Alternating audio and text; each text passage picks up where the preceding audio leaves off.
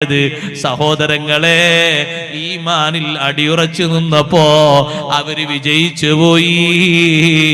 ഈമാനിൽ ഉറച്ചു നിന്ന ആളുകൾ അള്ളാഹുവിനോട് എന്തെങ്കിലും ഒരു വാക്ക് പറഞ്ഞിട്ടുണ്ടോ? അള്ളാഹു സുബ്ഹാനഹു വ തആല അതങ്ങനെ തന്നെ സ്വീകരിച്ചിട്ടുണ്ട്, അവരെ കയ്യൊഴിച്ചിട്ടില്ല.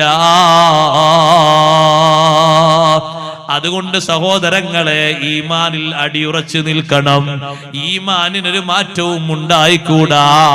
രണ്ടാമതായി ഒരു കാര്യം പറയട്ടെ, ഈമാന് മാത്രം പോരല്ലോ, സുഹൃതങ്ങളും കൂടെ വേണം, സൽക്കർമ്മങ്ങളും കൂടെ വേണം, നല്ല അമലുകളും കൂടെ വേണം.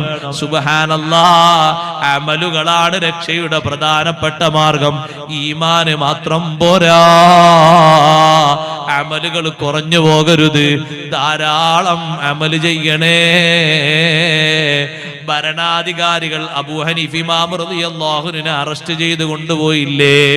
എന്തിനാണ് അറസ്റ്റ് എന്നറിയുമോ? ഭരണം ഏറ്റെടുക്കാത്തതിന്റെ പേരിലാണ്. ഇപ്പോഴൊക്കെ ആൾക്കാർ ഭരണം ഏറ്റെടുക്കാൻ എല്ലാവരും പത്രികയായിട്ട് മുന്നോട്ട് ഇല്ലല്ലേ?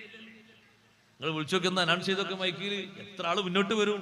സുബ്ഹാനല്ലാഹ്, ഞാൻ അതിന് പറ്റും. എനിക്ക് ഇംഗ്ലീഷ് അറിയും, മലയാളം അറിയും, കോടതി അറിയും, നിയമം അറിയും, ഒക്കെ അറിയും. ആണും വരും, പെണ്ണടക്കം വരൂലേ ഭരണം ഏറ്റെടുക്കാന്? എന്താ അബൂ ഹനീഫ ഇമാം നിങ്ങൾ ഭരണം ഏറ്റെടുക്കാത്ത? ഇസ്ലാമിന്റെ ഭരണാധികാരികൾ പറഞ്ഞിട്ട് ഭരണം വലിയൊരു തലവേദനയാണ്. ഒരൊറ്റ മെമ്പർക്ക് എന്തെങ്കിലും വിഷയം സംഭവിച്ചിട്ടുണ്ടെങ്കിൽ അതിനടക്കം ജവാബ് പറഞ്ഞിട്ടല്ലാതെ കാല് മുന്നോട്ട് വെക്കാൻ അല്ലാഹു അനുവദിക്കില്ലല്ലോ.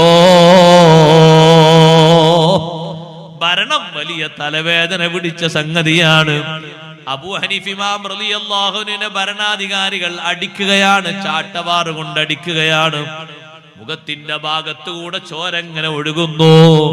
ഇമാമുൽ ആദം തങ്ങൾ പറയുന്നു, നിങ്ങൾ എന്നെ എത്ര അടിച്ചാലും, നിങ്ങളെ അടിയേറ്റിട്ട് മരിക്കേണ്ടി വന്നാലും ഭരണം ഏറ്റെടുക്കൂല.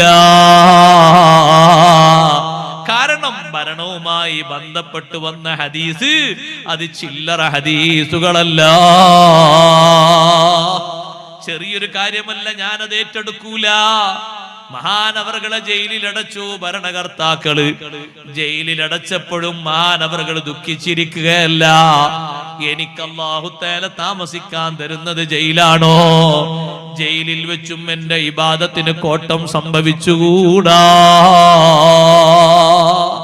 ഉമ്മമാരെ, ജയിലിൽ അബൂ ഹനീഫ ഇമാം റളിയല്ലാഹു അൻഹു വഫാത്താകുന്നത് ജയിലിൽ വെച്ചാണ്.